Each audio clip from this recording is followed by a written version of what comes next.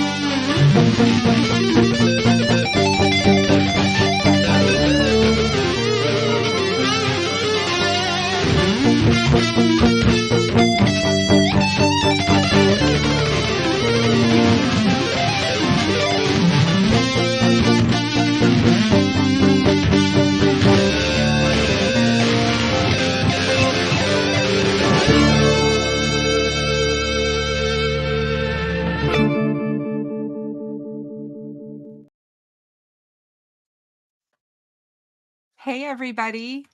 How are you? Welcome to an exciting Thursday night.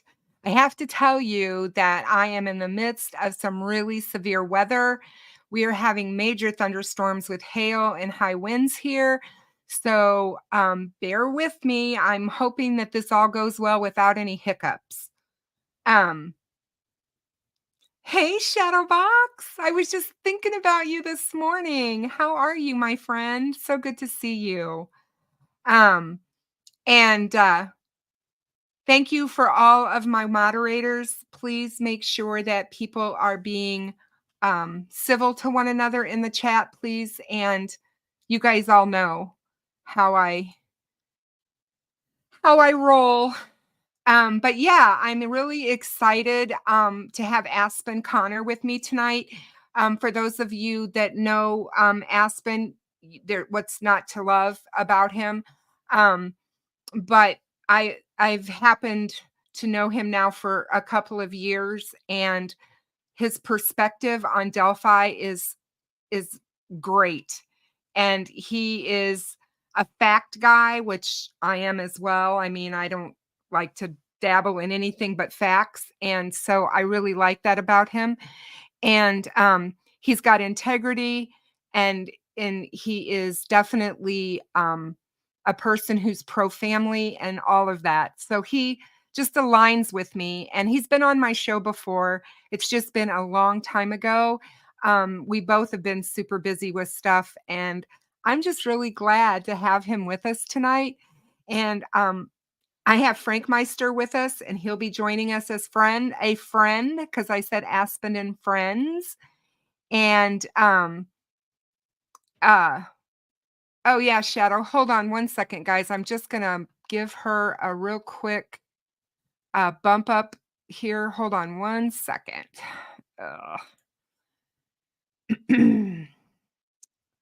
if I can get YouTube to load, that would be good.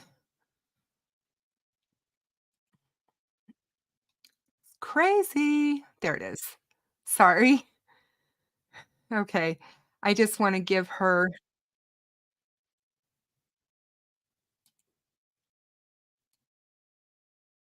mod status. Okay. We're good now. And let me bring the guys on. So everyone, please say hello to Aspen. Hey, everyone. Hi, Aspen. How are How's everyone you? tonight? I'm good. Thank you for And inviting me. our good friend Frank Meister. What's going on? Good to see you guys. The three Novits of Delphi. Yeah, there you go. So Aspen, tell me. I know nothing. Listen to you. You know nothing. I doubt that. I know better. I know better. You have a lot of information that you don't share that you know. So I know that about you. Well, I don't want to be accused of being a gatekeeper.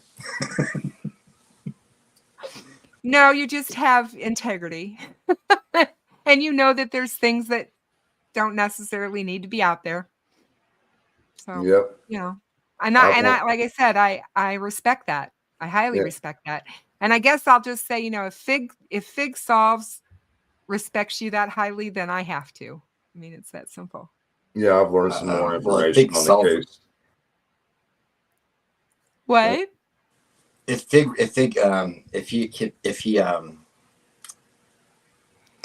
he speaks kind words of me, he's lying. Oh, he speaks kind words. And I don't think he's lying. I love Fig. You know, I mean, again, like I said, what's not to love about both of you? I mean, honestly, you know, you're two super great guys, upstanding people. And no, I haven't had the pleasure of meeting you yet, but that's on my bucket list. I have a few creators on my bucket list, and you're one of them. So I hope that our paths will cross at one of these maybe events. memorial walks or something. I'm sure one of these events. I think so. But yeah, I mean, I met you. Same with both of you. I'd love to meet both of you.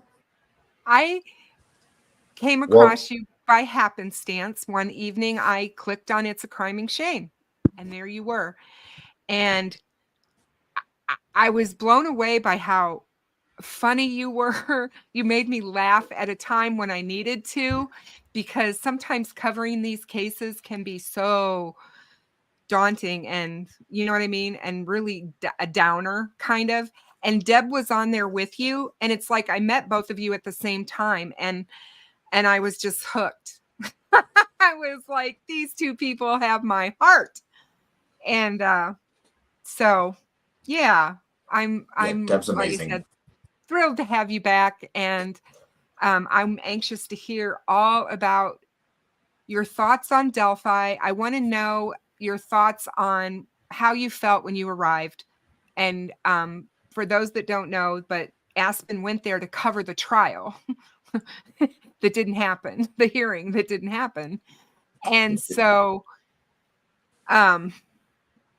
you know, kudos to you for making the trip. And my hat's off to you for staying and trying to figure out, you know, some stuff and meet some people and go around and see some things. Because, hey, Turbo, good to see you. You know, it's like, for me, the first time I was in Delphi at the bridge was last October. And I was blown away. I mean, to say it the least, emotionally, I was so emotional on that bridge. I can't even begin to tell you all the things that were running through my head, all the things I thought I knew that I didn't know crap about after I got there and saw it. And so, yeah, I would like you to tell us, and I'm sure everybody wants to know, what was your first impressions? Well, I had arranged to clear my schedule to actually cover the whole trial. I was going to go for the entirety of the trial. And when we all know, of course, that got delayed until October. they scheduled the 3-day hearings, I figured I would at least try to go for, a week or so and cover the hearings. It wasn't until I was already in Delphi, sitting at lunch, actually, which was a surreal experience, across the table from Tom Webster, of all people, across the street from the courthouse, when the news came out that the hearings were canceled. So to like What be was sitting, Tom's response? Hey man, I see a cat in your background scratching. Yeah. Oh, yeah. She likes it. That's spooky. Yeah, She likes to take center stage. I like what? it. I kind of like it. But no, I will say, so when I first arrived in Delphi, I got there the Sunday before, I think that was like the 19th or something. And the first thing I did when I got into town, I was by myself. No one really knew I was there. So it was right around dusk, or it was about an hour before dusk. And I just went to the bridge, and I spent about 2 hours out there. And it was weird because the thunderstorm was kind of rolling around the area the whole time, which kind of added an ominous feel to it, with like the thunder rumbling and the clouds and everything. But you're exactly right. I mean, I was blown away emotionally by how it felt to be there. And after covering this case for so long, just to physically put myself in the space, I wouldn't say it changed my perspective on the weight I thought it would have, but it did definitely alter a lot of things about the scene and the area. But I spent about 2 hours out there that first afternoon or evening that I was there, and I was the only person on the trails. I didn't encounter one other person. And so to be out there on that bridge, isn't it by kind of myself, crazy to realize how remote it is? Did you kind of feel isolated?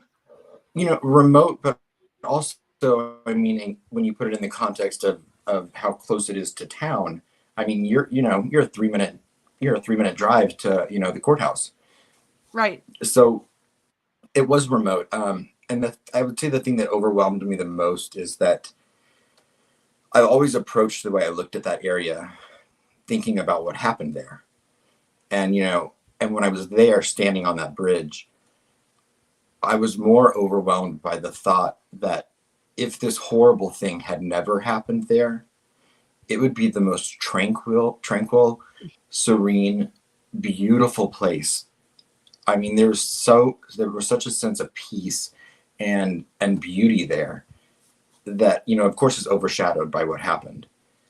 But I absolutely can see the appeal of why people would want to be there and why people would go there on a routine basis. Oh, I do too, because I think you're right. It is so beautiful, and it doesn't matter what time of year you go. It's still pretty in the winter. It's pretty no matter when, what season it is that you're out there. It all has a different aesthetic, of course, and how you view it. But I agree. I think to me, I was like overwhelmed with the beauty, but yet I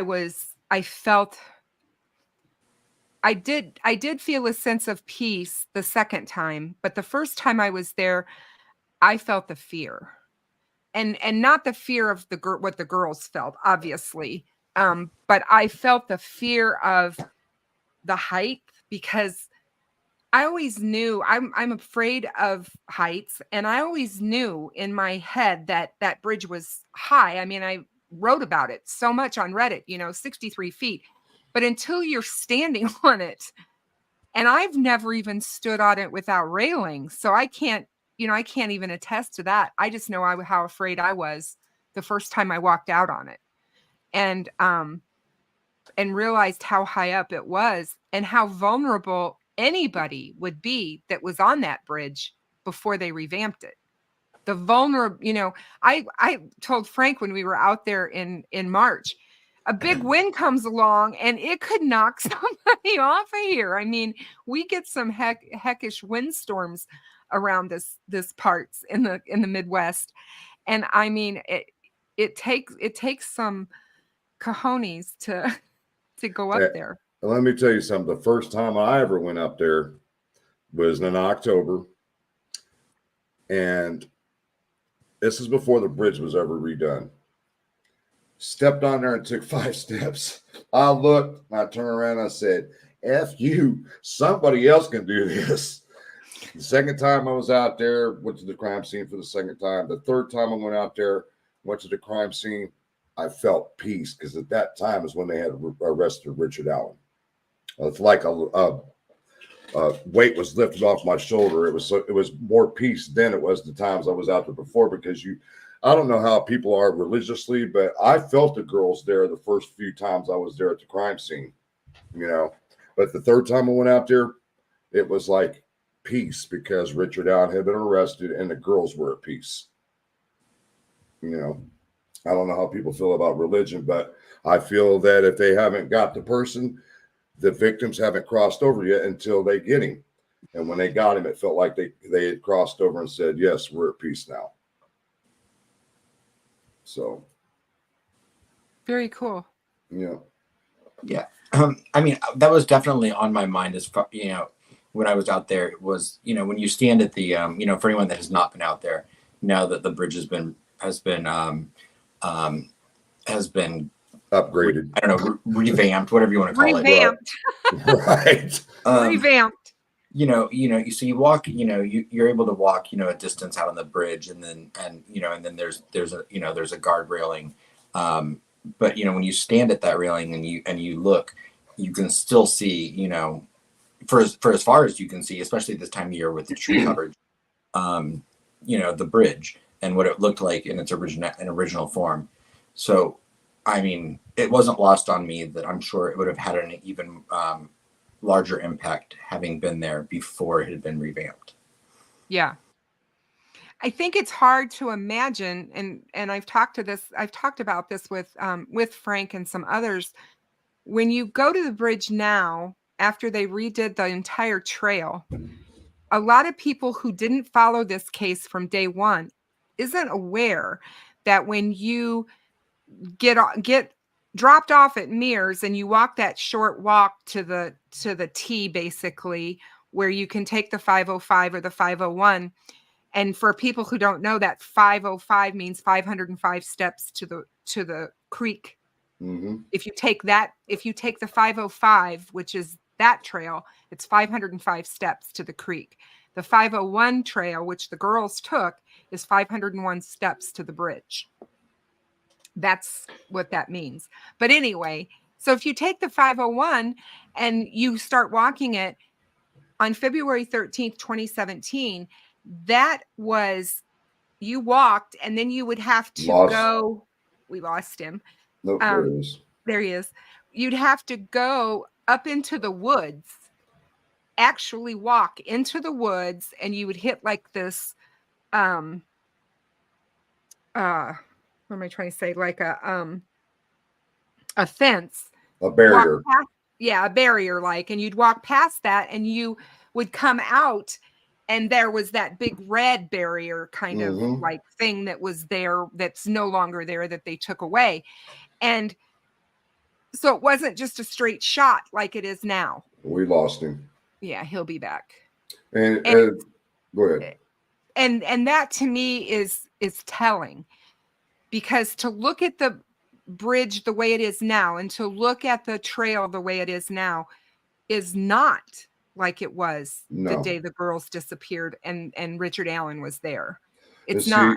See, that takes me back to when the trail was not even paved.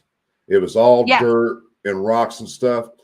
Now, if you look at the photo with Abby on the bridge, the picture of it was taken, and people say they see a person down at the end of the bridge. No, you don't, people, because we have a photo with that barrier right at the north end of the bridge. Directly behind that barrier was a tree right in the middle of the trail. People was mistaking that for a person. So I just wanted to clear that up with people because I hear about it all the time.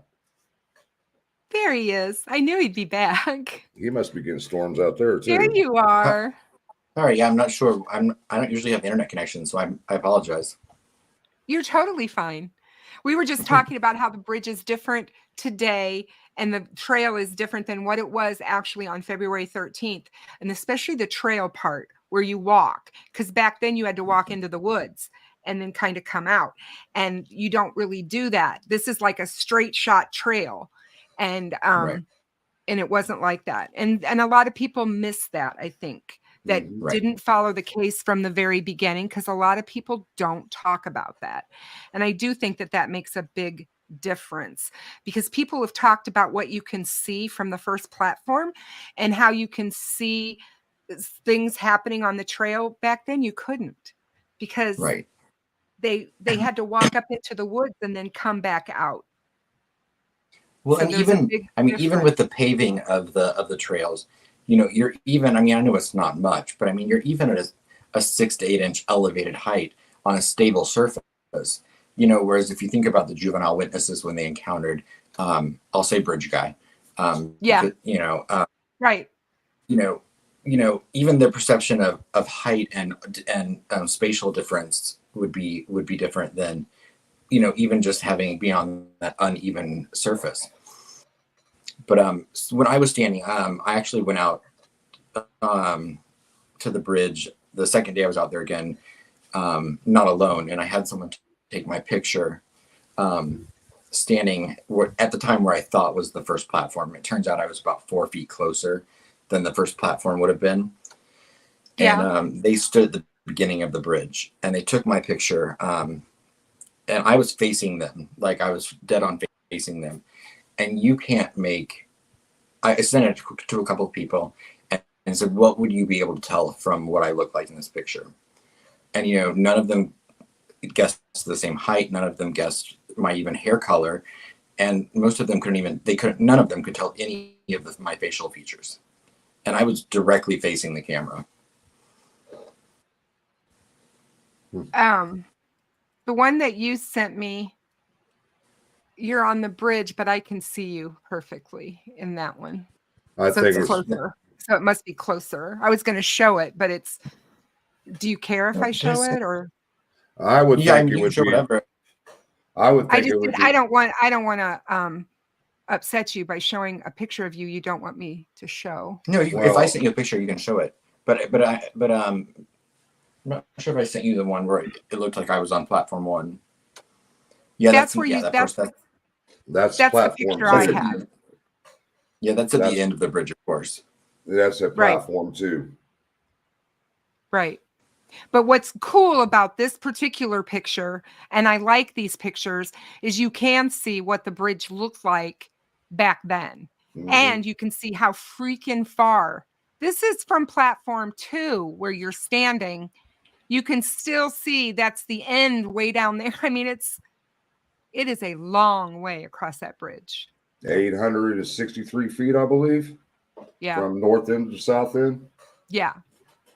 Hey, Ruckus. Good to see you. I sent you a link.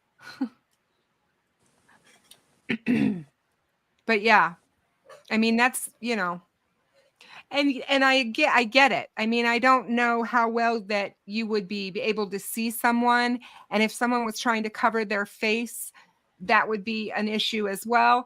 And the other thing too, that I think people tend to forget, if you're just out there having a good time, you're going out there to exercise or do whatever, you're not thinking that as I meet people along this trail, I need to take a mental inventory of what they're wearing, how they're behaving, because I'm going to get asked 2, 3, 4 days later about a murder that happens out here.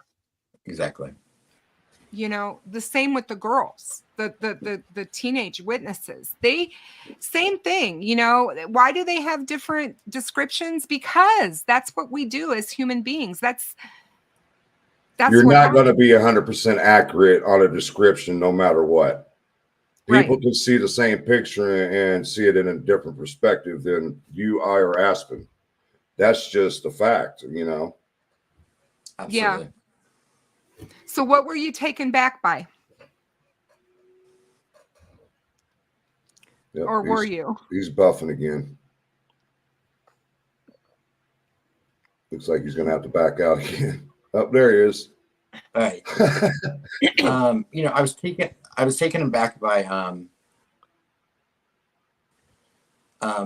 I said how beautiful it was. One, the weight of what it felt like to be out there.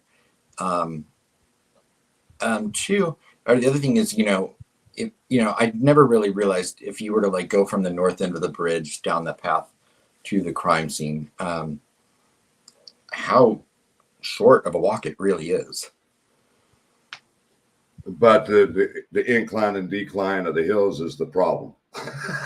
Right. The ravine there's the ravine, and then That now, of ravine course, is pretty. That ravine is pretty. Yeah.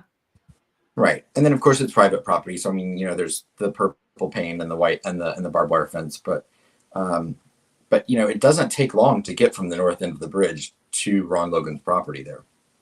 And when you were there, you didn't see Ron Logan's son or anybody out there, because other people have been out there in the past couple of months, and they've been not stalked, but they went down there and he was there. Frosty telling them to get the heck off of the property. Yeah. Frosty and HAC, I think it went down there. Yeah. I did not have any adverse experience with Ryan or Ron Logan's son. But there was a car in Ron Logan's in the driveway at his house. So I mean, I know someone was there. Right. And I didn't have, Brad Weber come after me or anything. So you're not a girl. Well, I also didn't. Part of me wanted to hop that. Part of me wanted to hop the railing and walk the old part of the bridge. Ooh. But the first time I didn't do it because I was alone, and I was like, okay, it might be ready to storm, and I'm not going to be out here alone and fall off this bridge. Yeah, that would be bad. And then the next couple times I went out there that week, the people I was with told me not to, so I didn't. Yeah, Brad Weber don't play around. Rescue, when she and I were standing on the bridge together, I told her kind of like how I felt at that moment being there, and the fact that you could fall off or be pushed off.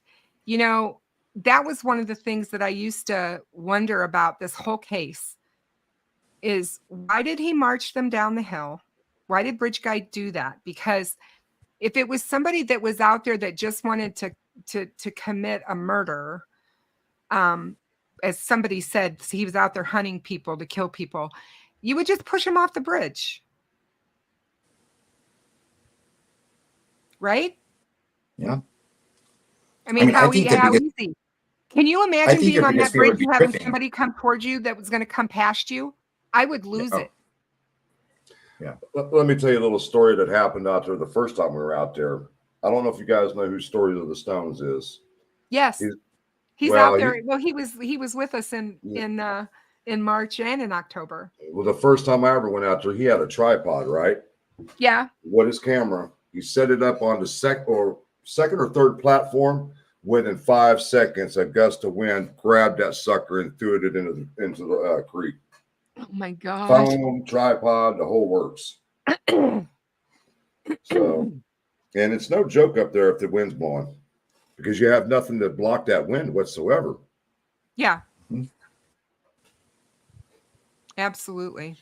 But I'm afraid of heights because of my seizure disorder. That's the first thing that crosses my mind, man. What if I start having a seizure? I'm going right off this bridge. Yeah. So that's why I said, nope.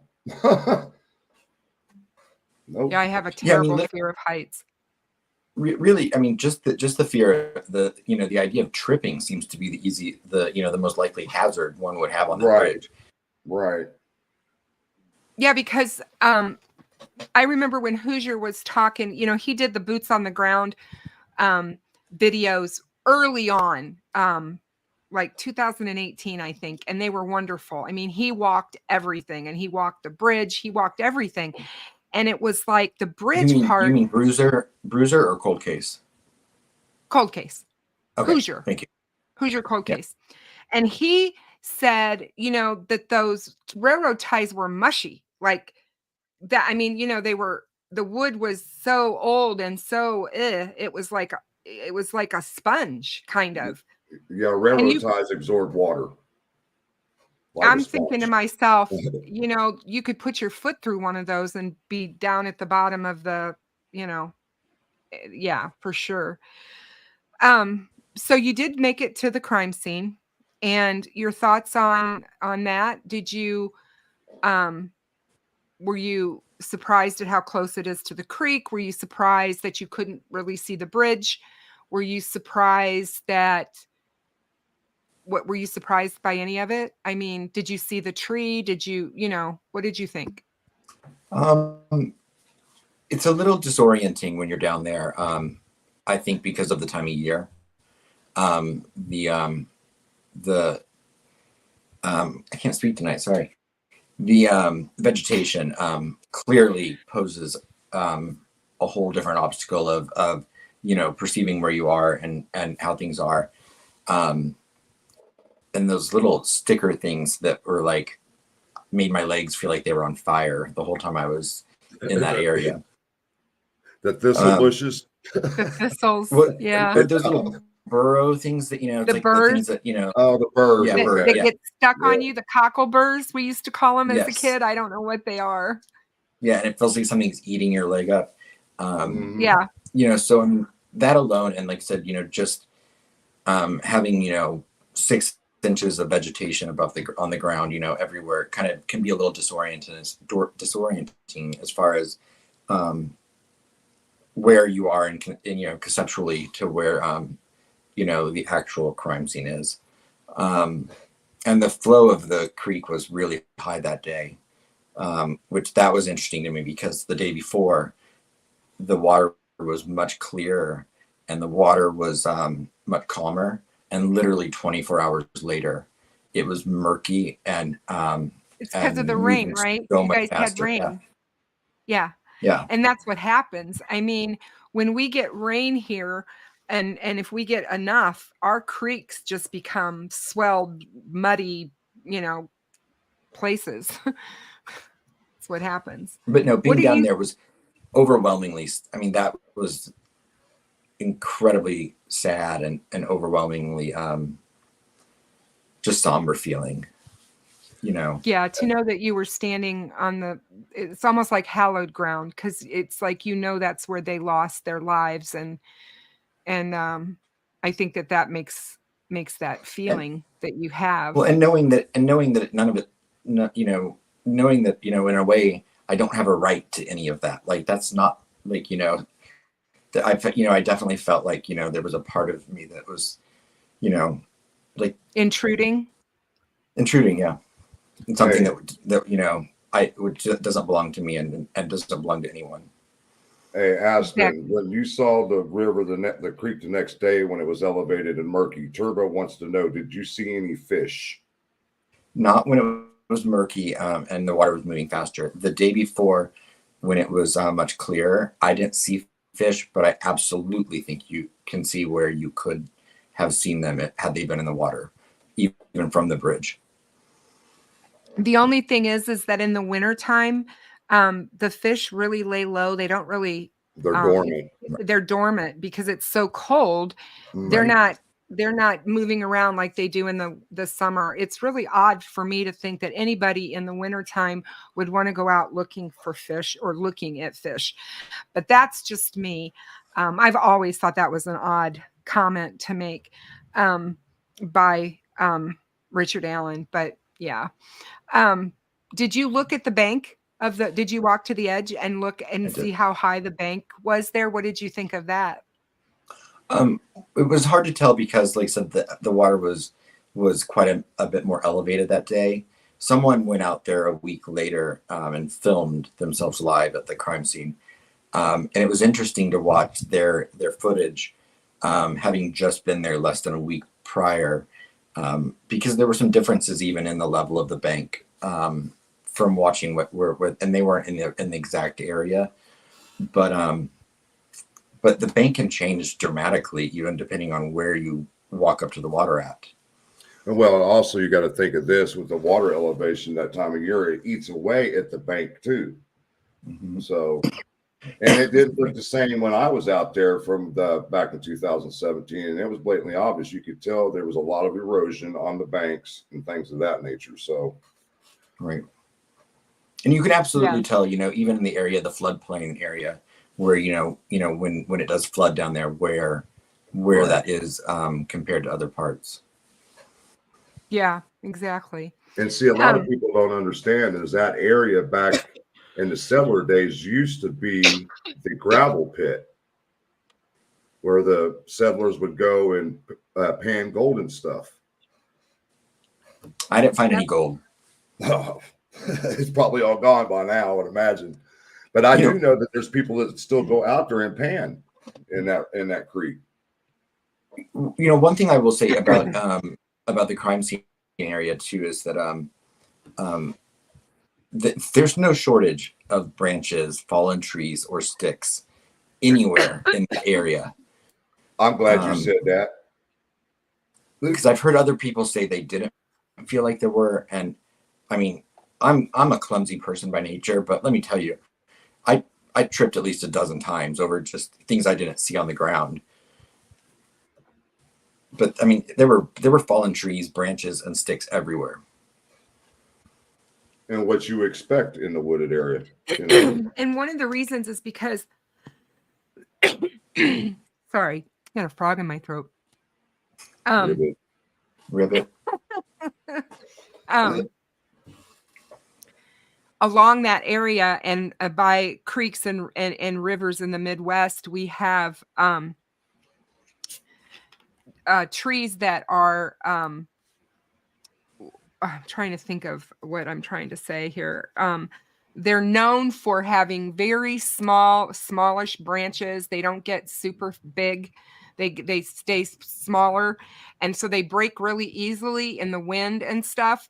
And those kinds of trees create all that stuff that you were seeing on the ground. One of the trees that I'm talking about is a river birch. And I actually planted one of those in my backyard when I moved into this house 28 years ago, which I was an idiot because I didn't go check out what trees were. And this is a dirty tree. This is exactly what it is, because every time there's any wind, there's branches all over the ground, all over the yard. And I mean, I could pay somebody to come in here weekly and just pick up sticks. And so there's a lot of those kinds of trees in that area. And the river birch, like I said. So it, for them to say, oh, they had to bring in a saw to cut branches and do all this. And no, there was plenty of branches on, Let me put a stop there real quick. I guess there's somebody talking about other creators in the channel. Farmer's already addressed it, but I'm going to address it too. If I catch you talking about another creator in this chat, I will put you out. Sorry, guys, but we just don't do that here. We got standards in certain channels, guys, and we go by those. Yeah, thanks, guys. All of my mods, you guys know that what I expect in here. So if there's people talking about any creators, I don't care who they are, we don't discuss them. It's not something that I want to do, and I don't want to be in the drama. So please keep that at the door. Thank you. Check that at the door. Hey, Tom. How are you? Tom Webster is in the house. What's going on, Mr. Webster? So tell me how you and Tom met. Because you said you ended up having lunch with him. Did you plan on meeting up when you were there, or? I mean, not everyone knew that. I mean, I was more vocal about the fact that I was going than Tom was. So I mean, I knew that he was going to be there, but we decided to have lunch one day. just after years of, talking on YouTube and being in town the day before the hearings, which was, it was great to get to have lunch with him. And I was 21 minutes late. I will once again apologize to Tom for being 21 minutes late to lunch. Where did you guys eat? The Office Tavern. Oh my God. Oh my God. God. Didn't you have some mountain oysters there? I did not. No, Kristen did. Oh my God. When I went with in October, when I went to the Office Tavern in October with my daughters, when we came to the walk, we stopped there before we went to the bridge because we were hungry. We had just driven 3 hours and we hadn't had breakfast. So we thought we'll have some lunch real quick. Well, there was something weird going on because everything was closed in town and the place was packed. And so we walk in and of course they see us and they're like, oh, come over here and sit down. And we sat down and this waitress comes over and she's like, are you here for the fish or are you here for the hog nuts? And I said, what? And he said, the hog nut. And I'm like, what are hog nuts? And she's like, and then these guys that are sitting behind me they're just rolling. They are laughing and rolling. And she's like, just what it sounds like. And I'm like, okay, well, we'll take a basket of both. So my daughters had gone on to the bathroom. They came back and sat down and they were wondering why everybody around us was laughing. And I'm like, well, I think we've just made an entrance. I said, we're getting some hog nuts. And my daughter's like, what? What are those? And she goes, I'm Googling them. So she Googles them. They are exactly what you think they are. And the waitress looks at me and she goes, it's the most tenderest part of the hog. I'm like, she goes, it's just like a tenderloin. I'm like, oh my God. Sorry for you, but not me. I did not see those on the menu. It was just like they all made fun of me when I got to the walk and I told everybody about it. They were all just making fun of me and they're like, you're from the Midwest, you're a country girl, you didn't know what hog nuts were? I'm like, we don't have those here, we don't serve those in our restaurant. So I'll tell you the first thing, and I'm not dissing on anyone because I grew up in a small town in the Midwest, but something that it took me like 10 minutes after sitting down at the Office Tavern is I didn't realize that there are places that people still smoke indoors. And they do in Indiana. They do. And apparently it's a county by county thing, I'm told. Yep. But yes, it is.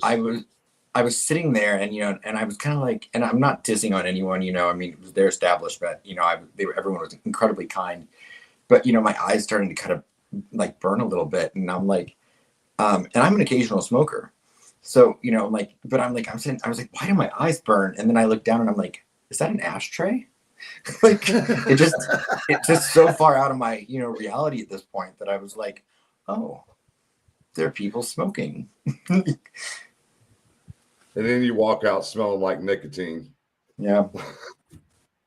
But they yeah. good. No, they were very kind to us. They treated us wonderfully. They knew we were from out of town. I didn't tell them why we were there, but they knew that we were not local. That was the same way. They were very, very kind to us. Same way with same thing with us when we attended one of the hearings up there. We had a lunch break and we went over to the Office Tavern and it was packed. We walked in, all heads turned and looked. We knew we were out of place, but they have great food in there. There's no doubt about it. Yeah, everyone was very nice. But I will say, I think it was 20 minutes after lunch that one of us received a message saying, how was lunch at the Office Tavern with Aspen? So they knew you were there by then. So it was known very quickly that we were in town. Yeah. Tom says he looked at home in his aqua polo shirt. And me and my platinum blonde hair. Oh my God. Oh, that's funny. Yeah.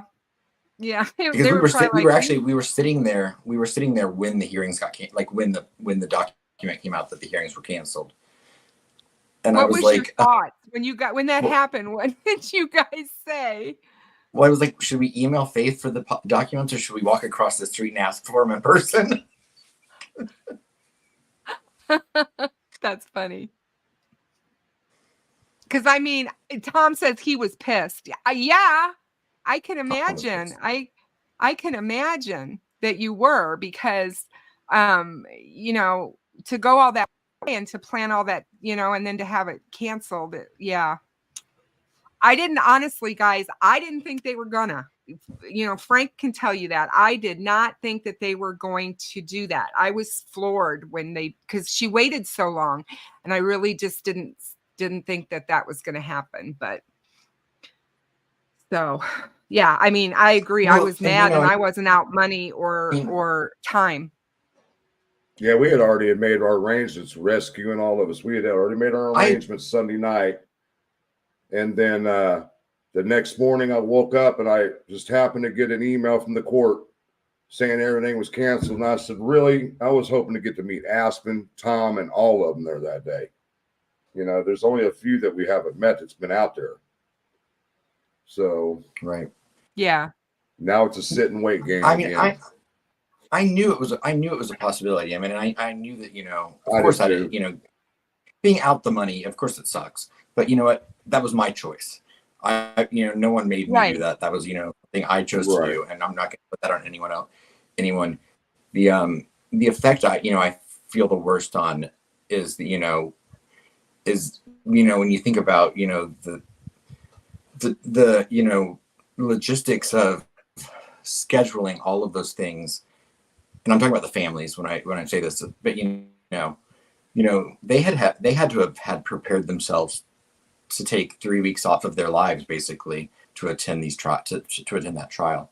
It then got canceled, delayed. But then even a 3-day hearing, of course they had rearranged their entire lives to be a part of that hearing and to be there. Yep. They didn't find out until the same time the public did that those and hearings emotionally, what they do emotionally to prepare themselves for what they may hear, what's going to happen, and all of that. And it's like being it's worse than being a pendulum. It's a yo-yo, because it's just up and down, up and down, up and down. And I don't think people stop and think about the jurors as well, and all the court staff and everybody that goes into this when the court has to schedule hearings, trials, or whatever, all the people that it affects. It's not just about the defendant. It is about all the other people and their lives that are disrupted. And just like, you know, Fran Gull said, you know, I've got 12 jurors I have to think about here, you know, when they were arguing about how long the trial was going to take. You know, why do I put a bookend on my dates? So the people that are giving up their lives for their civic duty know how long they're going to be away from work.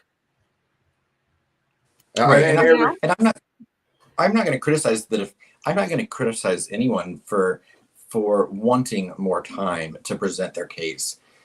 My criticism comes in the fact that the length of that trial had been scheduled for the same amount of time since the beginning. You know, why wait until the very last minute and say we can't do this in this amount of time? That, you know, that's my only criticism about it. Well, yeah, you know, and Judge Gould had a point when we all attended the hearing in Allen County, and all of a sudden they stood up and said that is not going to be enough time. And I'm thinking, well, damn, before it even came out of the judge's mouth, I was like, you guys had all this time when you guys filed for the speedy trial to notify the court that we need more time. And you guys wait till the last second to do this, which I think they did that intentionally. Honestly, I think they were trying to hem up the judge. Most definitely they did. They were trying to hem up the judge again, you know?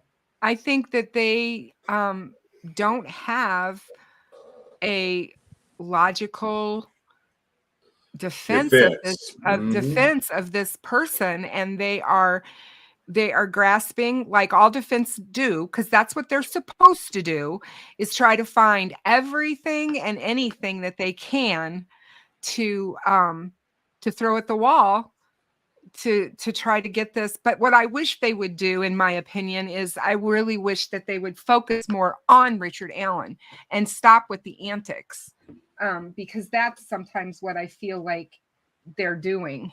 And I think they're doing a disservice to him. But at this point, it's moot, because he's basically given up his right to appeal based on his attorneys. He can't appeal anymore about them being poor attorneys or giving him a poor defense. He's done. He burnt that bridge when he asked for them to be put back on, and the Supreme Court gave him an out, because they said, you realize what you're asking for, and if we bring these two attorneys back on, then you can't appeal for negligence or whatever. Incompetent counsel. Yeah. And so, yeah, I mean, he's lost that appeal. So we'll see what, where it goes from here. But I certainly hope. I do wonder if that's, at that point in time, I'm wondering, I don't know the legal argument over whether he then could argue ineffective assistance of counsel from events that happened after the Supreme Court. No, because they were already removed from his case, and he asked for incompetent attorneys that were deemed that way. That's why they were taken off the case to come back. So no matter what happens at this point, he cannot appeal on that alone. He has to appeal on something else. And I got that from my judge, who's my personal friend, who's a judge. And he said that that's what the Supreme Court was trying to give them an out for when they went before Indiana, to basically say, are you sure this is what you want? Because this is what's going to happen. And they were. So, I don't know. It's just.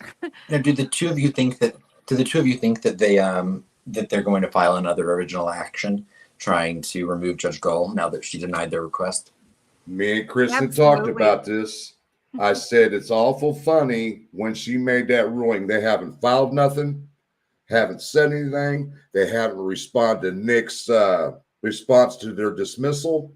And I said, if you guys go back in history with this case and follow every step that they've been doing, this is leading up to another file with the appellate court on their half.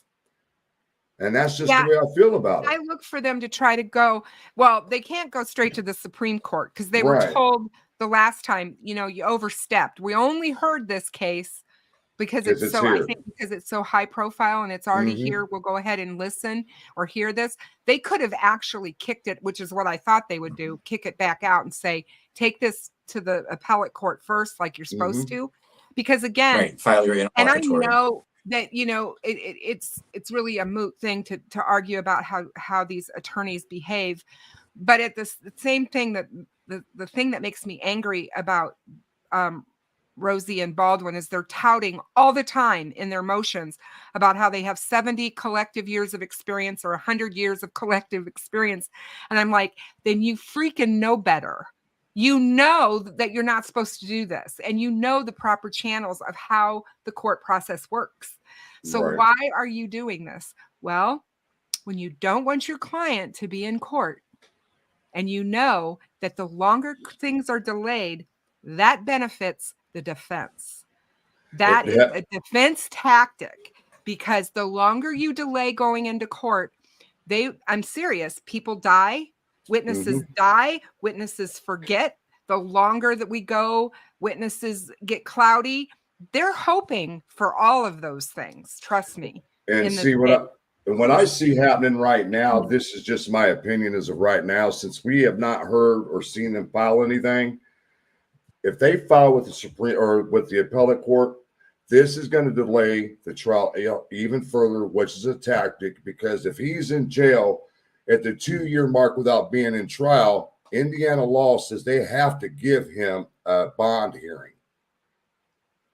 And I believe that's what they're trying to do here, even though they're not going to be able to come up with whatever amount. The judge will set it at the highest amount that she can, to where he's not getting Does that apply? Does that apply even if the motions that have caused the delays have been filed from the defense?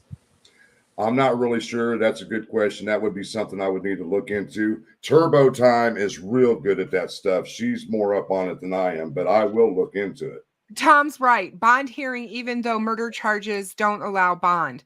Yeah, in the state of Indiana, you can't get a bond with murder. So that is, it'll be real interesting to see. I wouldn't put any motions past this defense team at this point in time, because again, motions are just a way to get things on the record. That's what a motion is for. And that's how it was explained to me by my judge friend, that motions, think of it as a way to get it on the court record. If it's not, and you can understand this by what happened during the Supreme Court stuff, if it's not on the record and there's no record of it, it didn't happen. So they can't rule on it. They can't talk about it. They can't whatever. That is why the motions are done. And why is that? Why do they want it on the record? For appeal. The only reason that you want stuff on the record is in case you need to appeal the case. So same reason you bring someone like Michael Osbrook onto the case, so they can help establish things to be put on a record in preparation for an appeal. And I don't know how it is in the state of Indiana for sure. I'd have to look it up. But I know how it is here in Illinois. And if you're convicted of murder, it's an automatic appeal. You automatically get to appeal your case. Unless it's a plea bargain, then you cannot appeal. No. I'm just saying, if you're convicted, if you are convicted and found guilty by 12 jurors of your peers, whatever, then it's an automatic appeal. And obviously, if it's a death penalty case, it's automatic appeal. They automatically get to appeal it. So you just have to, go with it. But I mean, I get it. I understand from the families, especially from the families aspect of this. And I've had many shows about this, of the emotional turmoil that this kind of stuff puts on them. And Paul Holes said it best at a crime con 2 years ago. He did a whole thing on this where he talked about when the case, when the suspect is identified and finally charged and brought into the justice system, a whole new can of worms is opened for the families and the victims, that they have no idea what they're in for, because it becomes a game of cat and mouse, basically, between the prosecution and the defense team. And we're just seeing it play out. And I know that you follow other cases and you've watched other cases that we get to see, court cases, and you watch what happens. And a lot of this stuff that we're seeing is not unusual, even though we've got people out there touting it, saying it is. Oh, this has never happened before. Oh, this is, There are parallels happening right now in the Koberger case. Exactly. I would not be surprised. Exactly. I would not be surprised to see an original action come out, by the defense in the Koberger case. I mean, yep. I've been following to get stuff thrown out in that case. And again, I have emails every single day from somebody asking me, Kristen, please explain to me why they want this thrown out so bad. Well, there's a number of reasons of why the defense wouldn't want something to be admissible as evidence. But you do have to wonder, if their client isn't Bridge Guy, why would they want Libby's phone not to be in evidence? Right. And they don't want her phone in evidence. They don't. But apparently they want pings from it to be a very important thing. So they want certain things, but not everything. They don't want because no of the way they've video. interpreted data. Exactly. Right. Yeah. So, and those things to me are fascinating, kind of. I look Right. at that and I'm like, well, what's going on here? What's really, what's really going on here? But I think if we follow this case, as closely as we all do, and then we do look at the Koberger case, there's so many similarities of what's happening in the court on the two court Yes, cases. most And definitely. and the more you watch some of these high profile murder cases, you start to see similarities. And then so that just tells us that even though we've got people out there touting that this is all highly unusual and trying to make it look like it's all one-sided and we have a judge that's against the defense and all, it's not. This is what happens. She's trying to maintain the integrity of this case so that we don't end up with a mistrial. And it's, that's a really hard thing for a judge to do. But she's following the law, in my opinion. There's another thing I noticed with Judge Gold. She has not rescheduled any of the suppression, preliminary hearings, or anything. It's making me wonder if she's got the idea that they're probably going to go to the appellate court. That's why she's holding off. I'm sure she's waiting to see what their response is for her denial of their motion. Right. Which I'm sure they're working on. Again, my judge friend said, how many times do they have to put forth the same motion to the court before it becomes ridiculous, where the court has to say, stop what you're doing? Because you can't just keep putting forth the same motion over and over and over again. Frank Ford. I would say one less time than they already have. Like I said, Frank Ford. Come on. I mean, it's like I was just saying, you go back and follow what they've done from day one, you can predict at a 90% rate of what they're going to do next. Oh yeah. I mean, they're becoming very transparent. Yes. Yes. They are becoming very transparent. So what else did you do while you were in Delphi? Did you I'm sure you made it over to the fields. Did you go over and see the fields? What did you think? Yeah. Isn't that cool? I was really impressed with the ball fields. And that was something else that, of course, everything's a catch-22 with this case, because this horrible thing happened that, that's the reason there is the ballpark. But it's also been one of the only ways that these families have found to make something positive happen from this tragic event. And yet, even in that, they're daily attacked, and they're daily, accused of making money off of it and doing all of these things. Oh, that is so ridiculous. All that crap is going on. It's so ridiculous. And, and then to be out there, and especially now this summer, I had a conversation with someone about the events that they have planned throughout the summer at the ball fields.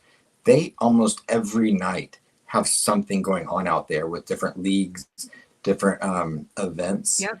And these families they put their blood, sweat, and tears into. They're the ones who run it.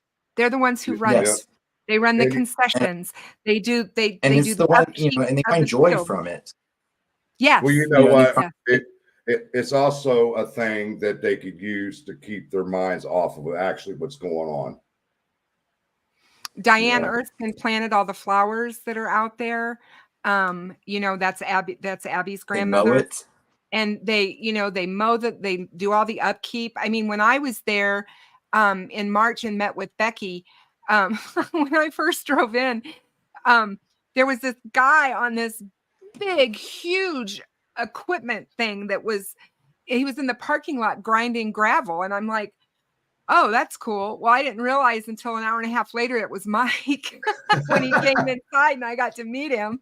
But I was like, but yeah. So, I mean, they do all of it. They do, everything. And and it is part of their life. And I think it's helped them to, and for me and from my aspect of a mom who's buried a child and who's, you know, I know that Right. that And whole. I know that anniversary just came up, so Yes, I apologize. thank you. No, thank you so much. Yeah, to know that it's not like it replaces them or anything like that, but it helps to keep their memory alive. And one of the biggest fears we as parents who have lost children feel is that people will forget our child. And this way, Abby and Libby will never be forgotten. Right. They will always be remembered because of that softball part. And the You know, majority of it's the majority of the kids that are out there partaking in events at that ballpark now, they are too young to remember or to even really, have been aware of what happened to Libby and Abby. So I mean, we're already seeing, kids that are benefiting from this space that is in tribute to Libby and Abby. That the kids right. that are benefiting from it wouldn't even be aware of who they were if it weren't for that ballpark. Exactly. And to know that this is an aspect of the girls' lives that doesn't fall around what happened to them. This is about what they loved, the fact that they loved camaraderie, friendship was everything to them, and sports. They loved sports. Now for Abby, this was her first year at softball, but I guarantee you she would have picked up on that just as she did on it, as it probably and excelled just as well, whatever, as she did playing volleyball. She loved volleyball. And I just think that it's a great tribute. And I'm just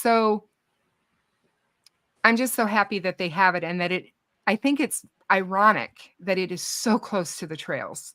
Want to say good night to Rescue and Yvonne. They're leaving for the night. Oh yeah. Good night, Good night. Rescue.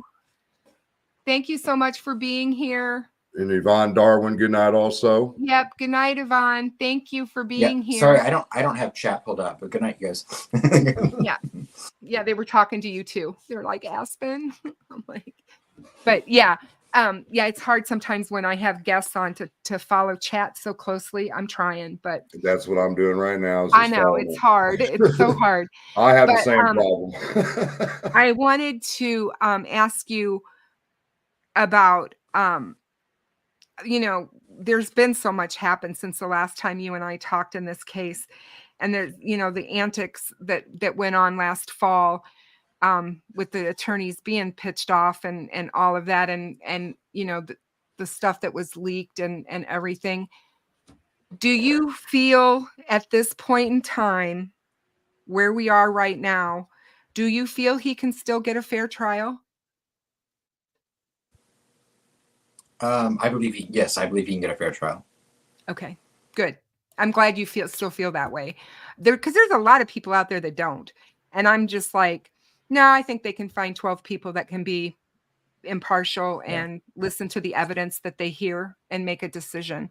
Well, I feel that, like at the beginning, I was kind of skeptical because as big as this case was, and it's worldwide, right? But after all the shenanigans the defense has pulled, I think people are going to start coming into their senses. Hey, we can do this as a jury, But I was real skeptical there for a minute because of all the leaking going on and all the talk and all the dirty crap the defense was doing. I'm like, man, they're really trying to screw up a jury pool here. But I think now that we've gotten past that, I think the jury's smart enough to realize what was going on. And I do believe we can have a fair trial now, if there is a trial. One of the things about the case that a lot of people don't know, but Frank knows because he sat on a jury. I've sat on a petit jury and a grand jury. Is that the judge gives explicit jury instructions before jurors go back to deliberate. Absolutely. And they will be talked to and told everything that they have to consider, everything they can't consider. that he will tell them, or she will tell them all of this. Well, they And that, gave us a packet when I know, was on the jury. After we were sent to deliberate, they passed out a little packet to each juror to go by on what charges you can find them on. You can find them guilty on this, guilty on that, so forth and so on. So it was a little bit easier when I was doing. I don't know how it is these days. So I'm like I said, I mean, they just, they give out these really good jury instructions, and then they, because you can't just ask any question as a juror. You can't just sit there and go, well, I want to know about this. So let's go out and ask the court. We want this information and this information. If it's not ever been put in the record, or if it's not been entered as evidence, they can't talk about it. They can't ask about it. Those are kinds of things that a lot of people who think this is law and order, it isn't. You know what I mean? Right. It's not TV, No, jury instructions, I think, are probably one of, if not the most important factors that go into, how a jury comes to their decision, It's or very if they much can. so. Yeah, exactly. And But, they, even when when they, I've talked to people, sorry, no, go ahead. I was even when I've talked to people, because we're so focused on, and yes, this is a worldwide known case, and it's something we're also focused on. One thing I've been very surprised, though, even when I've talked to people from other parts of the state of Indiana, there are a lot of people that they're aware of this case. They're not aware of the details day-to-day and and the day-to-day ongoings of it all. A lot of people just have already accepted that someone's they found the guy and it's over. And in 7 years, a lot of people can move. A lot of people can move to Allen County within the past 7 years that now can sit on this jury that didn't even have awareness of the case. Yeah, and it's funny because I've had people locally here, they'll ask me like, what are you covering on your channel? And I'm like, oh, I'm still covering Delphi. And they're like, Delphi? Didn't they get the guy, and isn't that guy put away? I mean, people don't follow true crime like we do. The average person out there, they don't follow true crime like this. Yeah. So they don't know And the day-to-day, and they're not following every little thing. I mean, in this community, one little tidbit of information can get put out in the airwaves and everybody jumps on it. Ruckus was talking about it tonight on his show about if you put something out about a case, you'll have 10, 12 creators jump at it and make content about it, whether it's been vetted or right. not. That's just the way it is. But that's not what happens in real life. Can I say, I will say that I think that the decision to bring a jury in from another county probably was smart. But it's funny because you hear a lot of loud voices sometimes when we talk about this case, and you hear like this whole movement about where people support Richard Allen and I will say in the 9 days that I was in Carroll County, I did not speak to or encounter one person that came out and said to me that they thought Richard Allen was innocent. I'm not saying, to know anything more. I'm saying that there's not an overwhelming question in that community of his guilt or innocence. I had people tell me they were shocked, that they couldn't have believed it, that once they played things back in their head and they really went back through events, certain things fell into place that hadn't before. But not one person came out and said he was the wrong guy. Now, there were people that absolutely told me they had issues with the police. There were people that told me they have issues with the way things are run in Carroll County. I'm being 100% transparent about that. But two things can be true at the same time. You can have an imperfect system and still have found the right guy. Frank and I was just talking about this earlier tonight about Flora. We're in the middle of Flora week, and the Flora case, in my opinion, and this is just me putting it out about Flora, and I've done enough. I mean, I've done a ton of coverage on Flora over the years, but I will say that is a case that I firmly believe there's corruption. I believe that there's definitely something fishy about why we have a prosecutor that, that retires because of the case. It wasn't Delphi, it was Flora that sent him packing on his way. And then we've got the Randalls, both the fire chief and the fire inspector for the state of Indiana, his dad. They both are gone. I mean, there's just so much that happened with this case that doesn't make sense. The fact that they spent over $60,000 to suppress a 911 call, which is unheard of. That is unheard of. 911 calls are public domain. To have that suppressed, why? What is on that call that they don't want people to hear? I mean, there's just so much. And then when you see the dash cam video, I mean, to me, that was eye-opening. When you have a volunteer firefighter running into a firehouse with 4 innocent children in it burning, and he's all by himself. He's trying desperately. The alarm's already gone out. The fire department's only 500 feet away from that house. 500 feet, you guys, away from that house as it's burning. And he has to exit the house because he can't get to them. Nobody's got a ladder. He has to jump in his squad car, drive 500 feet to the house, to the firehouse, and they're standing around. And he has to yell at them and say, "Come on, guys, what are you doing? We've got people in there." Something's wrong. Something doesn't. So, and that's the same county. Mm-hmm. And 2 completely different scenarios of how these cases were handled. I don't see the corruption in the Delphi case like I do see for whatever reason in the Flora case. I could be completely wrong, but that's how I see it. So I totally agree with you. You can have them side by side and still have. I don't believe that there is a investigator or police officer covering Delphi that doesn't want the person responsible for what they saw in the woods that day caught and put away, or worse. I just don't. I think that the horror of what those men and women saw are still with them today. It will be with them forever. They will never get that sight of those 2 little girls out of their minds. And I just feel that's how I feel about it.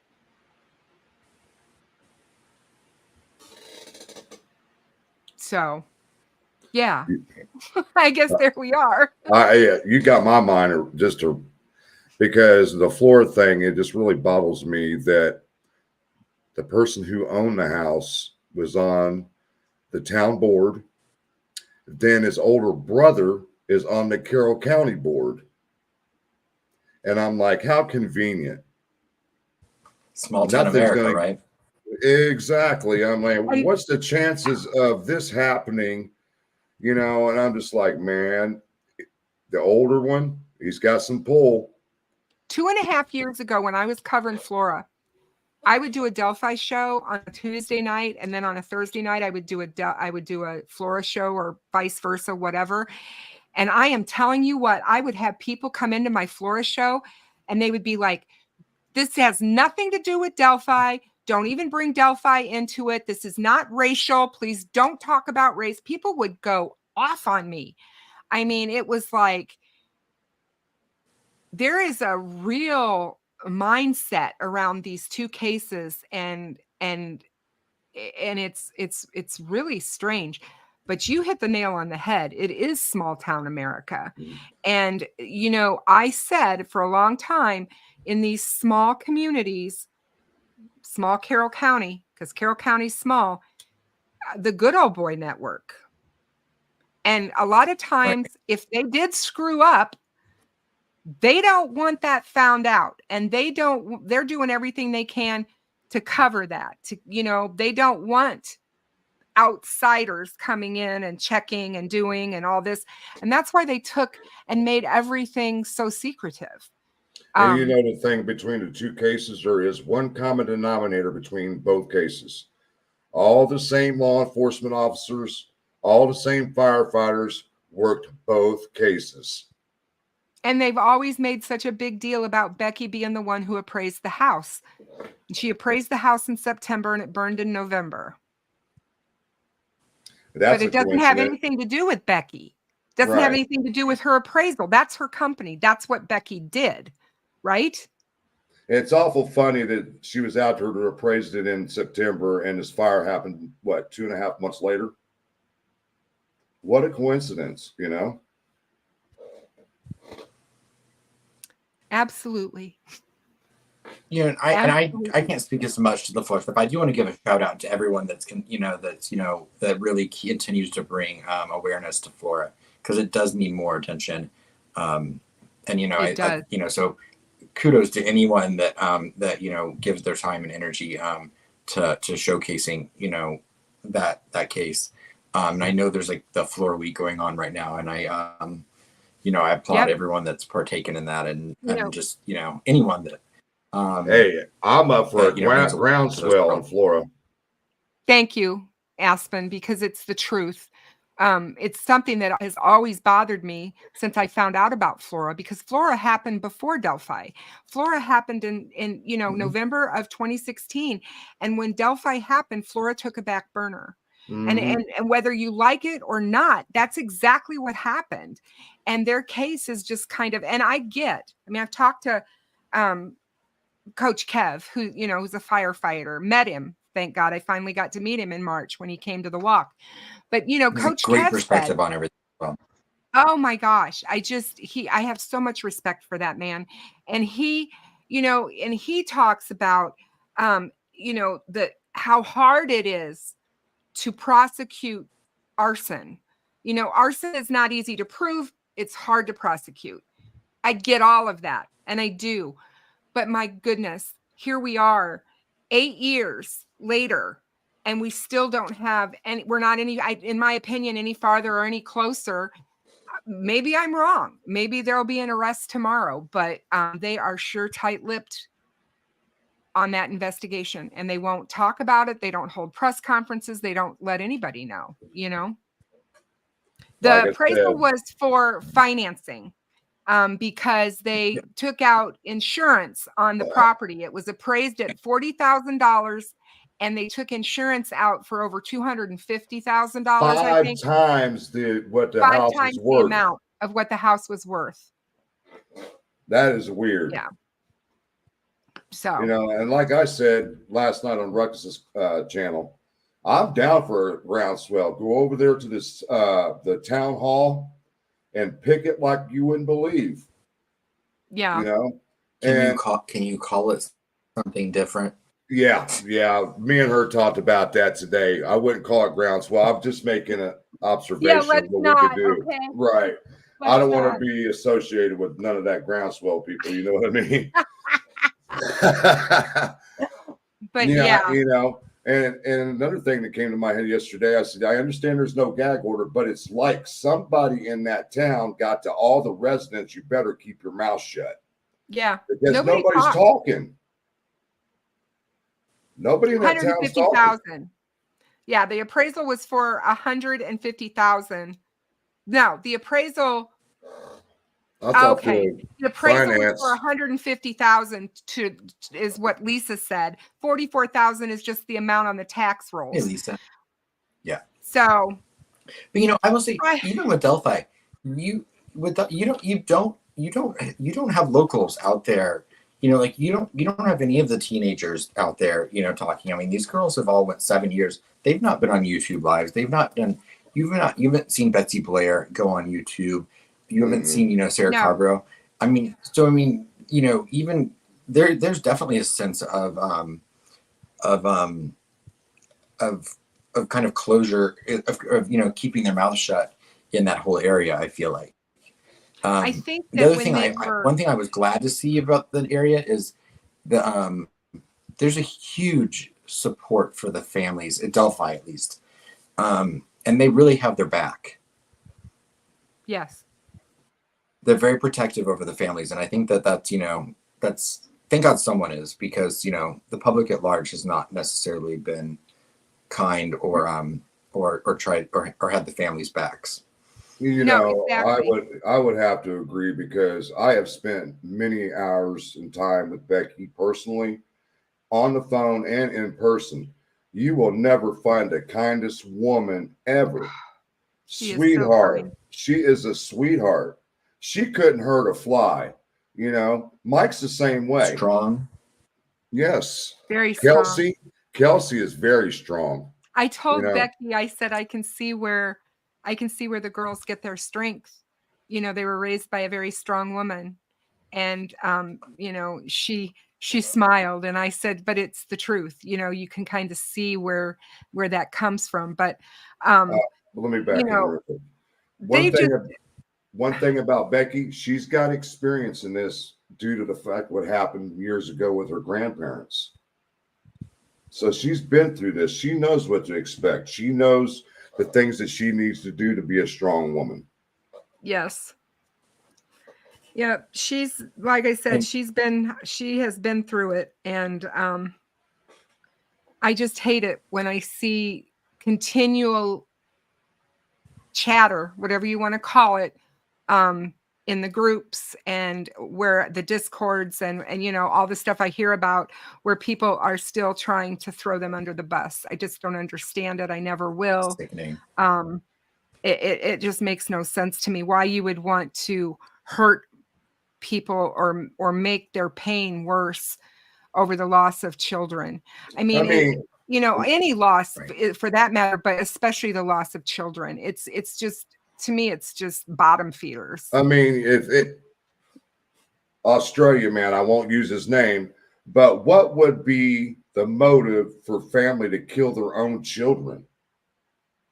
Yeah. You know what I mean? Yeah. Well, I understand there are parents out there or family members that'll do this, but like I've said, if you've met Becky and spent time with her in person and had many phone conversations, you would never, ever, ever get an inkling of that family like that. Period. There's nothing insincere or not genuine about that woman's right, strength and kindness. And the other person that doesn't probably get talked about but that is just as much of a force of strength is Tara German. Yes. I mean, I know that Libby was not, she's Libby's aunt, but that woman is incredibly strong as well. But her and Libby were like this. Her and Libby were so close. And that is one woman you do not want to mess with. I'm telling you, don't want to mess with Tara. She's great. I like it. She comes to our chats every once in a while, and I like that about her. Well, there was a post that was put on Facebook about this case a year ago. Somebody went in there last night and made a comment and was accusing the family again, and Tara went off. Good for her. Good for her. And I came right behind Terry. I said, "You effing idiot." I said, "F around and find out," like Tara said. It's just sad, like I said, that people behave that way. I don't know. But so I was going to ask Aspen, what is going on with you? What are you up to these days? Are you still just not working on your own channel anymore, or are you? I mean, what's going on? What's going on? I've not, real life has taken over a lot of things, so I mean, I don't have a ton of time to make videos. I mean, I have 9 days worth of stuff about Delphi. I didn't do one live when I was there. But I also intentionally didn't want that to be my focus. Once the hearing got canceled, I was like, you know what, I'm not going to be the person going around town putting cameras in people's faces and being that person. It really became more of a personal thing for me, just to get a feel for the town. Did you go in CVS? We're not even. Did you go in the CVS? I went in CVS several times, but Oh, but really wow. just because I would need things, like when you're in a small town and you need things, where do you go? CVS. CVS, because they Well, don't have a you they know, don't have a I Walmart. was Bridge I Guy's went to the photo Dollar still pinned General. up? Did you hear me? I went to the Dollar General. I went to CVS several times. That I will say one thing that struck me the first time I went into CVS. Presuming Richard Allen is the guy, is that when you put into context how small, when you walk out the door of that CVS and your head turns even slightly to the right, the thing that is right in your eyesight is Dairy Queen. Yeah. And so to think of the amount of times Richard Allen would have walked out the door of work and the first thing he would have looked at was presumably Kelsey German working at Dairy Queen. Yes, I was getting ready. That to I me thinking was of that. so overwhelming because it's And the right fact that there. so's McDonald's, and she used to take Libby to McDonald's after school to pick up a sweet tea and large fry, and he Yeah. could have been outside smoking and looked right over there and saw them at McDonald's. So yeah, I mean that always, you just realize, like I said, how small this I place just think about the truly amount is. of times Kelsey German, mourning the loss of her sister, is standing in, I don't know how far apart they are, but they're right there. Yeah. From Yeah. it's a beautiful courthouse. I will say that. That was I knew it from pictures, but you walk in that rotunda and it didn't dawn on me until I was there for like 4 or 5 days. I was like, just because there's no hearings doesn't mean I can't walk in the courthouse. It's a public building. So, I did walk in there and there was nothing really going on, but I walked and it's funny, even just like the little things you don't notice. Like I didn't know the county clerk's office is literally 10 feet from the prosecutor's office. They're literally across the hall from each other. Yeah. Yeah. I mean, if you ever get a chance just to go little to things Allen like County, if you ever It's get funny, it is funny because the courthouses in the Midwest, in all the small little towns, and especially in Illinois, all look like City that. block. We all have those Yeah. those types of buildings as our courthouses. Even in small little town, I mean, you're right. You look at that small Carroll County and look how ornate and big that courthouse is. Even though the courtrooms are small, that's a large building. It takes up a block. And it's the center. whole It's city. literally the center square. It's the center of the square, right? And a lot of farming communities in the Midwest have those squares. The square is where everything happens in the Town city. Square. Town square. So yeah, it's like I said, when you have people who come from big cities that have never experienced small town America, I used to laugh, and I still do, when people talk about Illinois and Indiana. Oh, those are just flyover states, from one coast to the other. And it's like, oh, are we now? We're just flyover states, huh? There's a lot of history here. I will tell you that the Allen County Rotundo is beautiful. Well, I mean, the pictures I've seen are beautiful. I hope not to ever have to go to Allen County Courthouse. I'm tired of going there, honestly, because it's a joke. Honestly, every time there's been a hearing there, it's been a joke. Aspen, are you going to plan on coming in October? I would like to. I mean, it's a long time to plan on being away, but I'm going to try to. We'll see. I'll be there. I was just going to say, I mean, I know it is a long time. It's like, my gosh, that's a lot of time to be, especially when you're not. I'm going to go the whole time. Yeah. So, I mean, I'll be staying up there. And all of those things. I was lucky enough this past time to have an incredible people offered me a free place, a free property that they own to stay at, which was great. But that's a large thing to ask of someone, to let you come stay at their guest house or whatever for a month. Right. Yeah, no, exactly. Hey, can I just move into the garage? I promise I won't take up much room. I'll just move into your garage Yeah. and, you know. I thought about even pitching a tent over there at the Freedom Bridge parking lot. Why not? You got electricity outlets out there and everything, you know. Just walk down Yeah. to McDonald's if you need to get something to eat. Just find someone driving around with an RV and you can stay with them, Frank. Yeah, Yeah. exactly. There you go. The RV life. I'm still skeptical if there's going to be a trial right now anyway. So We'll I'm see. not. Yeah, That's like, Sean's in the chat and he says that there may not be a trial. We all heard that. yeah. That, you know, he may plead out. But Right now, I still say if he doesn't plead out, it still could get delayed. That's just me Right. because of the way things have gone on in this case. It would not surprise me. I still do not see this defense team wanting to be in court. yeah. It'll be an embarrassment for them. Honestly, it will be. Yeah.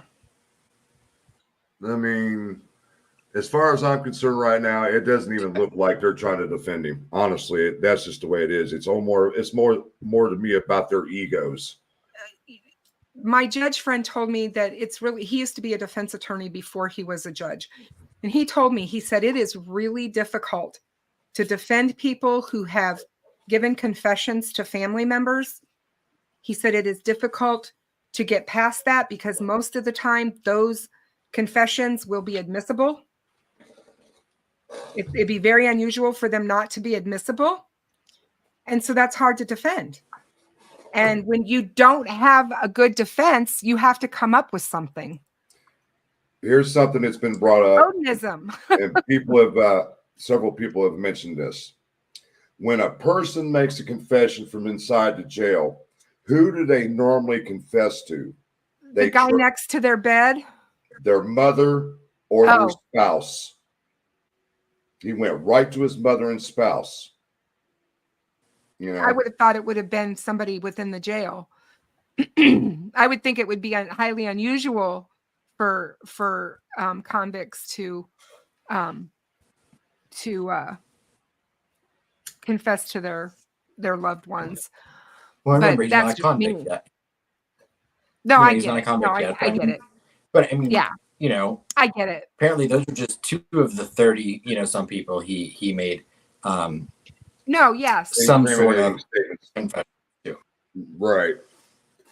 And that's what's going to be interesting to hear. I think he said something incriminating to Holman. Jerry Holman. Mm-hmm. And I believe in my heart that he said something that was a light bulb for Jerry that was like, we got him. This is him. Something that only the guy would know. I think it would be naive for the public to think that there is not still information that law enforcement investigators and both the prosecutor and defense attorneys are aware of that the public is not yet. Right. The defense is never going to, you know, put things out that are going to be damaging to their client. The prosecution has no advantage to putting that out because they have the information. So the information is going to be the impact that information is going to have come to court. It doesn't come in the court public opinion.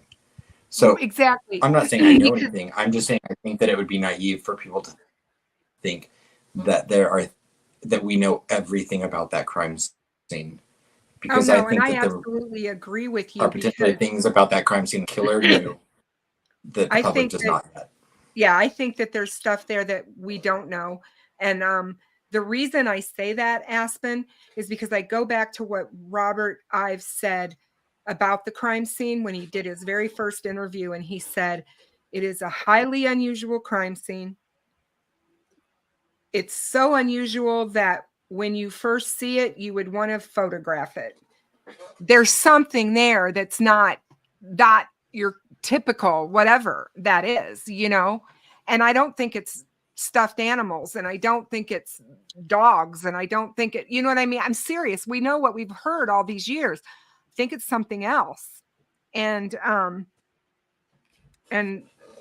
I definitely do. I believe that there's a lot that we don't know yet. And we will be surprised when it comes out. Let me ask Aspen something. Now that this photo is reemerged from BH's Facebook page from 2016, what are your thoughts on possibly if who they have in custody as a suspect might have known BH and was trying to replicate that photo? I personally, I've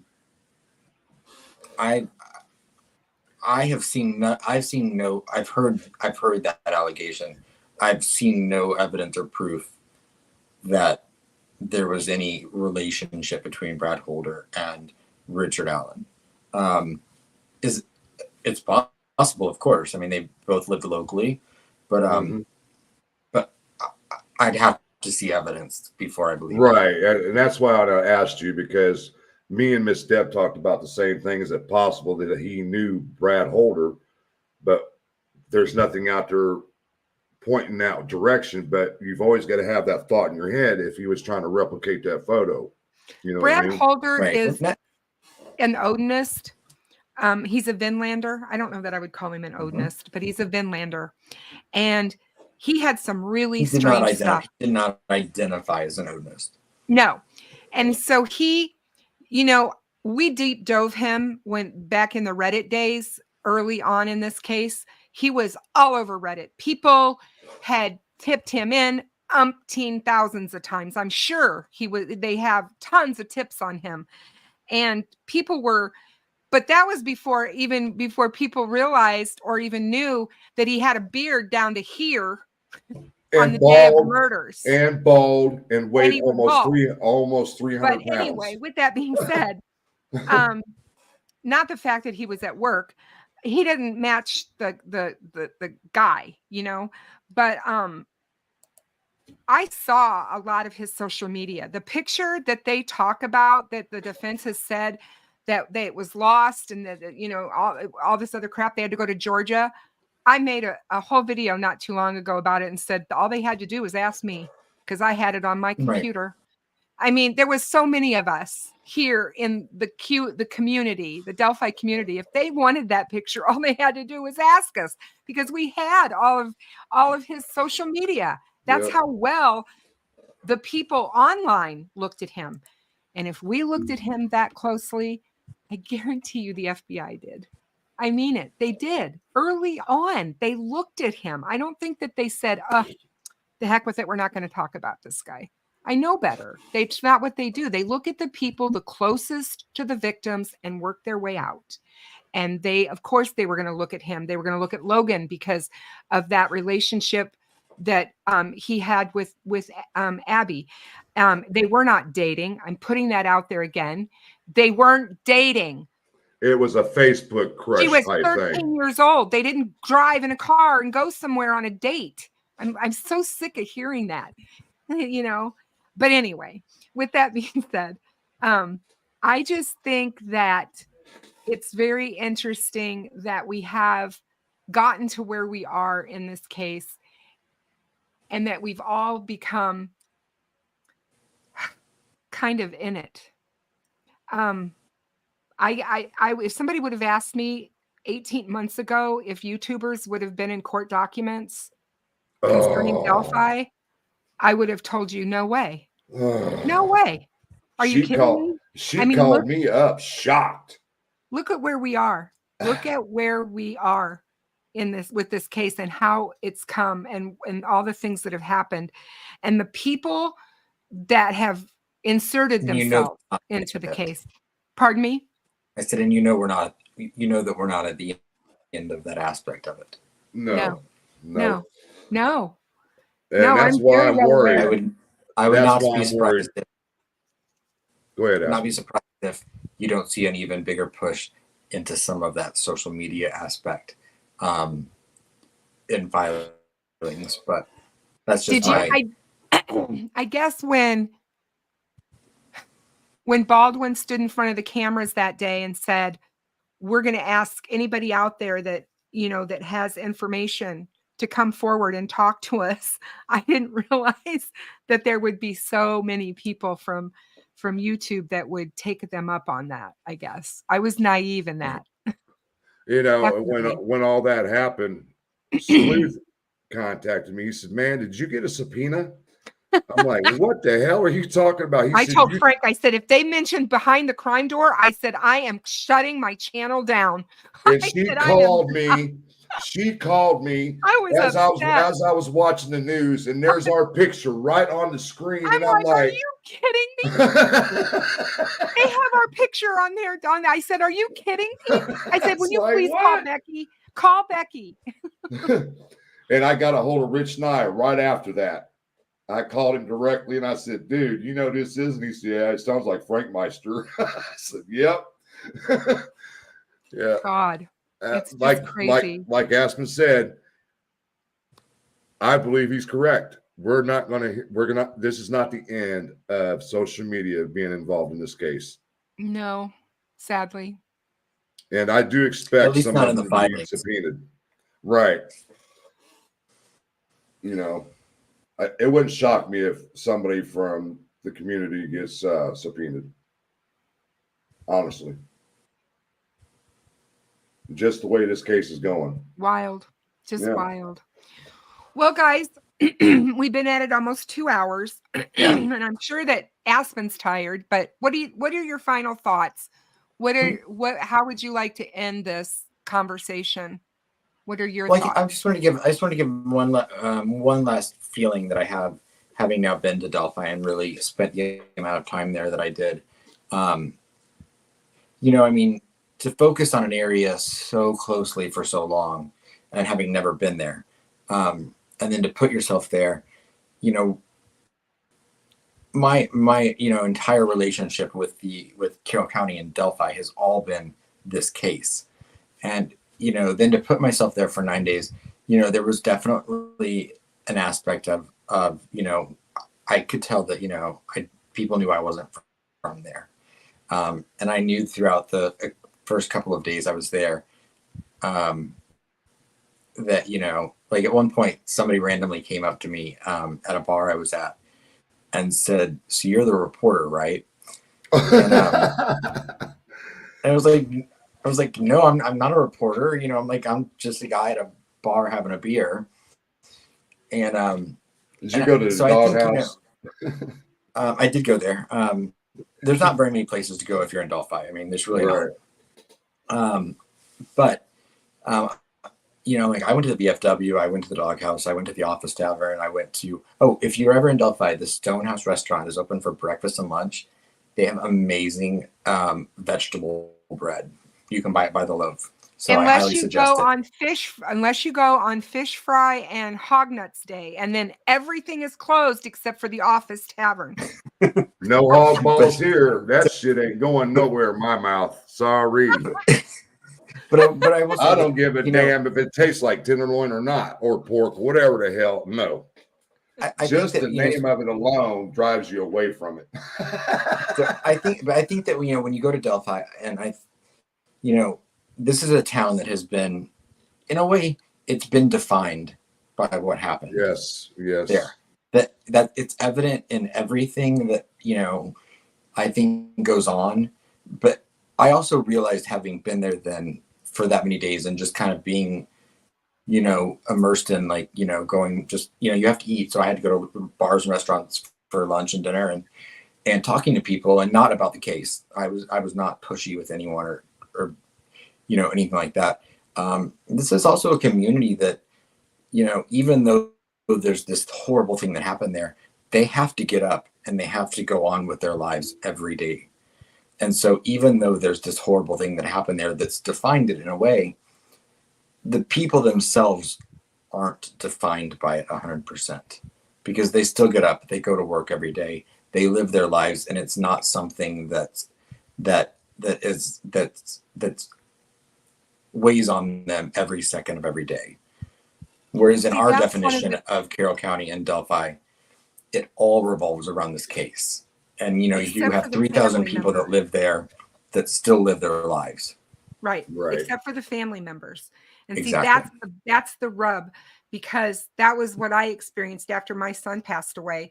It's almost like you are in a limbo. It's like the world stops spinning. You're stuck right here But everyone else. trying to deal this, but everybody else is spinning and going about their daily, doing their thing. And you somehow have to get out of this and get back on the wheel to be normal or feel normal again. And it's extremely difficult. And that's what we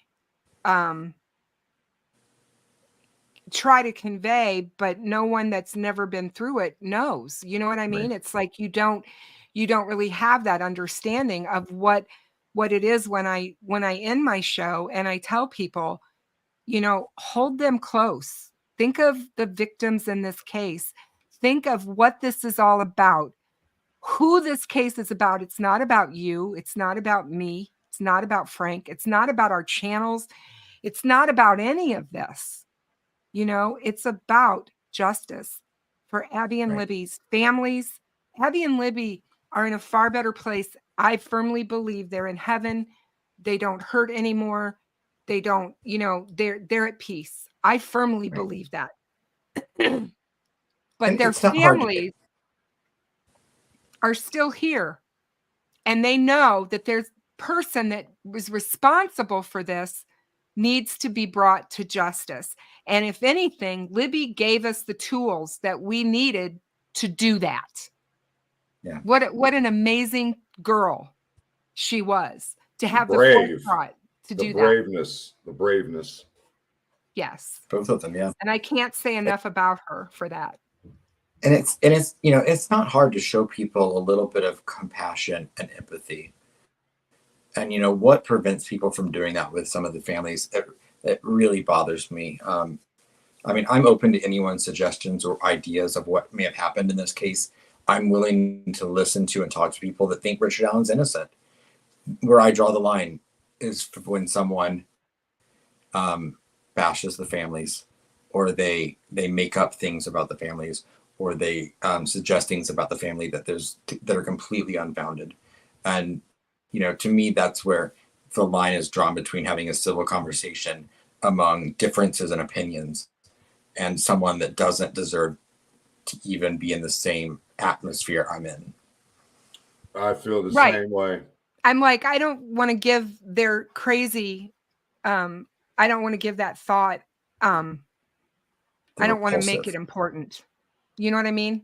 Yeah. It's like, I don't want to give it credence or whatever. Cause I'm like you, I don't mind having a good debate and talking to somebody about how they feel or what they think. And, as long as they're dealing with facts and they're dealing with the evidence as it is, and then they can give me a good explanation as to why or what, I'm willing to listen to all of that and respect them for it. It's like I've said before, and I will say it here again. Hoosier Cold Case was somebody that I have always respected, cared about, and felt good about.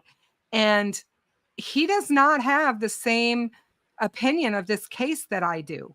And he is covered this case in a whole different way than I would have gone about covering it. But that doesn't mean that I can't respect him as a person, and that I have to make it personal. As far as his difference of opinion than I, because he is Absolutely. he is on a different idea as far as Richard Allen's innocence, and that's fine. He's entitled to feel however he wants, Anyway, but I can still respect him as a person, Right. and I think that that's what it boils down to. And I think Fig taught me this. If he didn't teach me anything else, is you have to be able to look at a case objectively. And that means look at everything, even if it's painful. Even if it's painful to look at, you have to look at every single thing. And all of, Steve from True Crime Web, who, by the way, you guys, I didn't get a chance to say it, but I got to meet him on Monday night. He came through. He contacted me, sent me a text. He's like, hey, I'm going to be there in 2 hours. Do you want to get some coffee? And I'm like, why don't we do dinner? So we had dinner together, and it was Nice. absolutely phenomenal. He is a great person, by the way. He and I were supposed to have dinner in Atlanta 2 years ago, and it got canceled because of the thing we were both going to be in Atlanta for got canceled. And I still am mad that because he and Mrs. Steve, we were all going to go to dinner, and I'm like, and I still haven't gotten to go to dinner with I really wanted to go. I really wanted to go with Mrs. Steve. If you get a chance to meet him, do it. He has some of the best stories from when he was a cop. I am serious. Oh my goodness. I'm looking forward to the stories he and Ruckus are going to have from being on the road together for a month. Coming up here soon. Yeah. Oh, yeah. They'll be here next month. They'll be in Delphi. And I spoke to Ruckus today. He said, when I'm in town, I'm more than likely to rent a car, and I'm coming out to see you. So I get to hope to meet both of them at that time. That'll be awesome. Good. Yeah. Because Ruckus is he's on my short list as well. So right. But yeah, I had a great time meeting him, and he's the real deal as well. And what that man is doing for these cold cases, I can't say enough about. I mean, anybody that's out there that's willing to help these families that so desperately need help with their case, it just touches my heart. It really, really does. Yeah. And I may end up back in Delphi this summer. I'm not 100% sure yet, but we'll see. I am putting another memorial walk together. I'm just trying to get people to give me some dates and some when would be the best time for them. You know, I mean, the weather right now is too hot, just way too hot for that. 90 up here, you guys. I don't know what it's down there where you're at, but it's same in North Carolina. It's hot. People need to give me some ideas if they want to have it in early September, like Memorial or Labor Day weekend, or sometime in the middle of September when it's starting to cool off or whatever. But give me some ideas, guys, so I can put this date together and so it'll be set in stone for everybody to arrive. Yeah, because I think it'd be when I told Frank, I said I think we should have another walk before the October trial date. Right. Just to remember the girls and to think about what this case is all about. I just think it's a really good thing. And I love when we all come together because really get to meet some really, really cool people.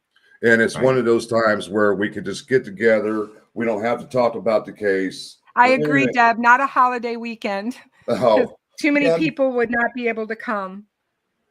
So. If that's Deb's true crime note, hey Deb. Yeah, she's it is. Chat open. Yeah. Deb, Aspen saying hi. That was one of my highlights. Is I got to meet Deb when I was in Indiana. We met in Kokomo actually. I said, and I joked and I said, "Can we be the new Kokomo crew?" Yes, I love it. I love it. Isn't she wonderful? I absolutely love her. She's one of the sweetest ladies I've ever met. And Purdue is top notch.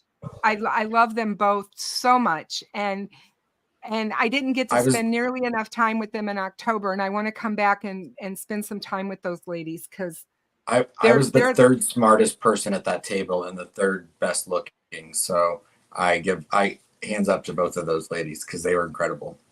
Yes, Deb has got a mind like she is so smart, and I love having conversations with her. Purdue, same, and very intelligent. I like talking to her about her grandchildren. I like talking to her about so many different things. But you know that. I mean, you've known Deb for a long time and did lives with her and all this, and now you got to hug her. So that's like cool. You know. But one thing I didn't get to meet everyone. Deb says you are brilliant.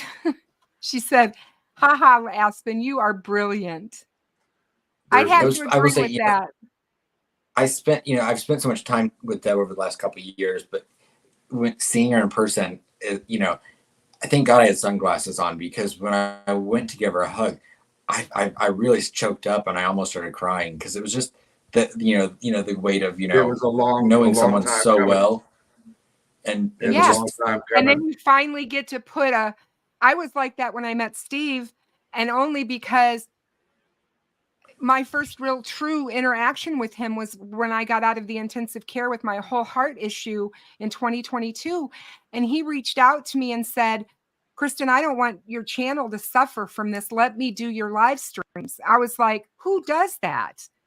You know, and he told me, he goes, well, I didn't know YouTube back then, but he goes, I just thought that's what you do. I said, not in this community. I don't see that happening in this community. And I'm like, he's just a Southern gentleman, you know? But I mean, he did that for me out of the kindness and goodness of his heart. And I felt that same way. I was like, this guy's got so much compassion and he's the genuine deal. I feel that way about you too. Both of you. You guys are both genuine guys. I've met Frank. I haven't met you, Aspen, but I already know. I've interacted with you enough. I already know.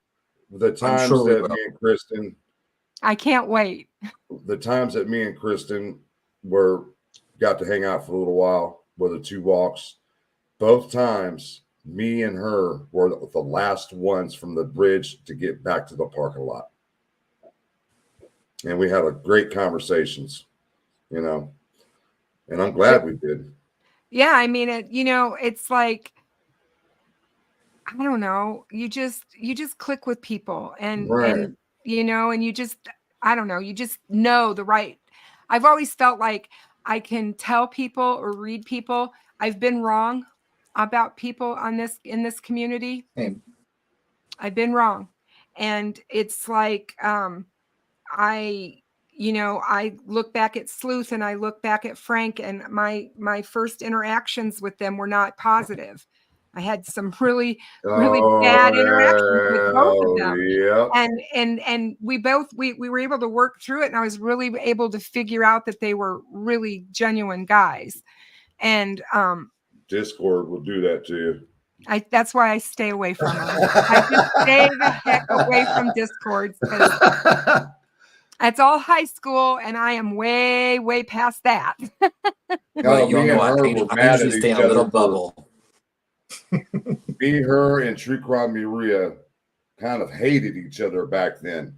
Oh, yeah, for sure. You know, but as time went on, we knew that we were adults and we needed to get past this. And that's what it just happened like that. You know, time said everything. Yep. Yeah. So, but there's one thing I do want to say before we go.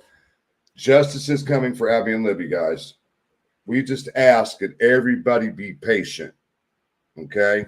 And in the meantime, everybody right now is focused on Flora, since Delphi has slowed down tremendously.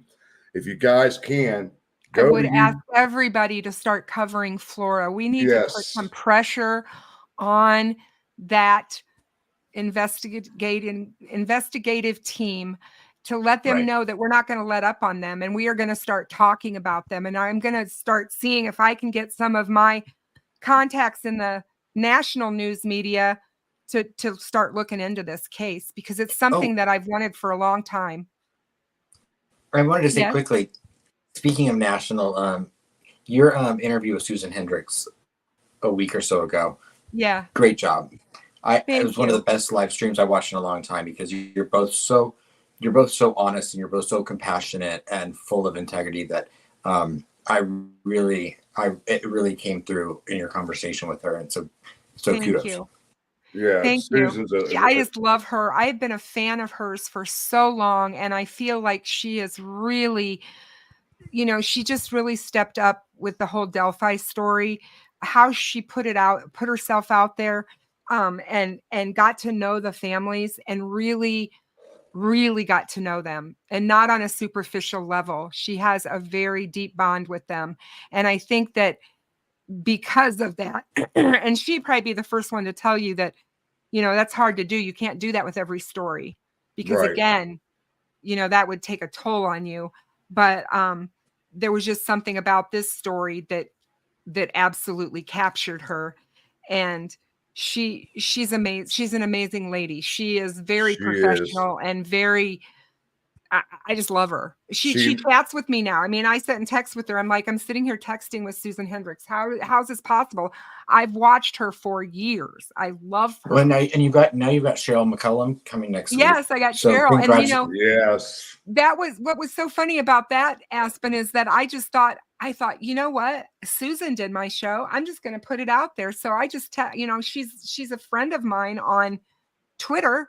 So I just, I went to Twitter and I just messaged her and I said, hey, I'd like to invite you onto my show, thinking she's probably like, who are you? Right. She comes back almost immediately and says, I'd be honored. I was like, I text Susan. I said, Cheryl's going to be on my show. And she goes, of course she is. She knows who you are. How does she know who I am? I'm nobody. I'm Kristen. I've got like 8,000 subscribers. what goes around comes around. When you put positive things out into the world and you're a voice for the right reasons, it comes through, it shines through. People see it, and people are going to be attracted to that. It's just like me and Kristen were talking about an individual earlier today that reached out to me, and I was like, what? Well, hold on here. Am I seeing shit?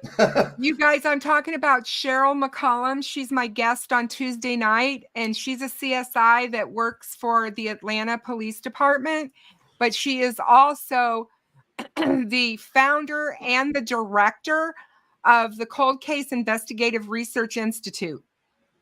And she has, she's worked so many cases. You guys would not even believe some of the notable cases that she's worked on.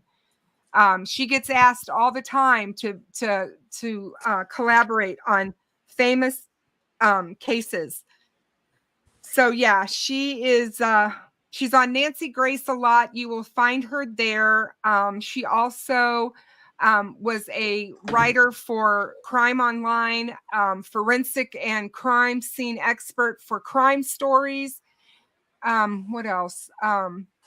She also co-authored a textbook called Cold Case Pathways to Justice, which if you guys like to read about true crime and how it actually works, how the pathways to justice comes from a crime scene perspective, I highly recommend her book. Yeah. So. But yeah, well, she'll be my guest on Tuesday night, you guys. I am going to take off and say goodnight to everyone because I know you're going to wrap it up. But again, thank you for inviting me. Thank you, Frank Meister, for hanging out. It was good to talk to both of you. It's good to see you, buddy. It's been a while. I'm so happy to have you and see you. Please don't be a stranger in my world, because I know you're busy. Away. Okay. Hey, I'm an email away. Anytime. Okay. Good night, Aspen. Okay. Good night. Take care of yourself. But otherwise, Yeah. Well, thank you for coming on. Hey, anytime. I'm always here, and you know that. Yep. Always. And we got some work that we need to do together anyway, so we talked about that behind the scenes. So. Yep.